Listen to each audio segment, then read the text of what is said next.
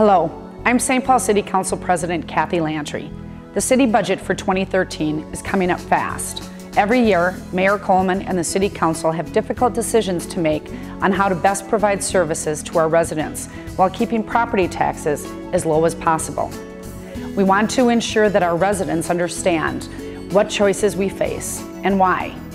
Please watch this video presented by our Office of Financial Services Director, Todd Hurley, explaining the challenges we face in developing the St. Paul budget. At any point, please feel free to visit stpaul.gov to submit suggestions to the City Council and the Mayor. Thank you. Hi, my name is Todd Hurley, and I'm the Finance Director for the City of St. Paul. The City of St. Paul, like many other cities across the country, has been hit hard by the economic downturn over the past several years. This has created a very difficult budget situation. Mayor Coleman has worked hard to manage our budget in these challenging times with strategic spending cuts as well as increases in revenues to provide for a structurally balanced budget. That being said, 2013 brings another difficult budget.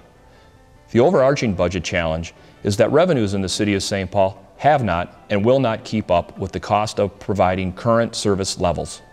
The largest portion of spending in the City of St. Paul is on people. In looking at the chart, you can see that 82% of spending in the general fund is on employees. That includes both salaries and fringe benefits, including health insurance, which has increased at a rate of about 10% annually. The remaining spending in the city includes both goods and services, and these costs also increase annually at the rate of inflation. It is also worth noting that when referencing the services that the city provides, as illustrated in the next chart, over 73% is spent on public safety. On the other side of the equation is revenues, and the largest revenue source to the city, outside of property taxes, is local government aid, provided by the state. The story in St. Paul is not unlike other cities in that local government aid has been cut drastically. On the screen, you should see a chart that documents our LGA story. In 2002, the City of St. Paul received $72 million in local government aid.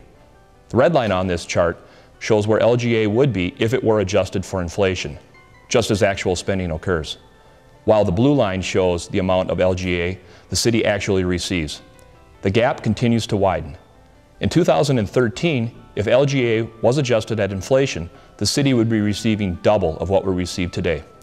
Very simply put, when revenues do not keep up with spending, the result is an unbalanced budget.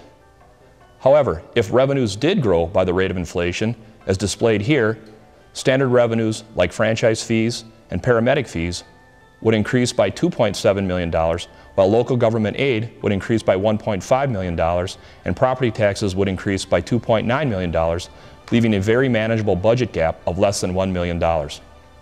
In reality, the current environment requires that a $7 million gap must be solved using tools like cost containment, service reductions, property tax levies, or other new revenues.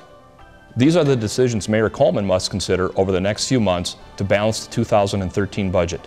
Either I or a member of the finance staff will be joining Mayor Coleman in an upcoming meeting in your neighborhood to help explain the budget in greater detail or to answer any questions that you may have. Thank you, and I hope to see you then.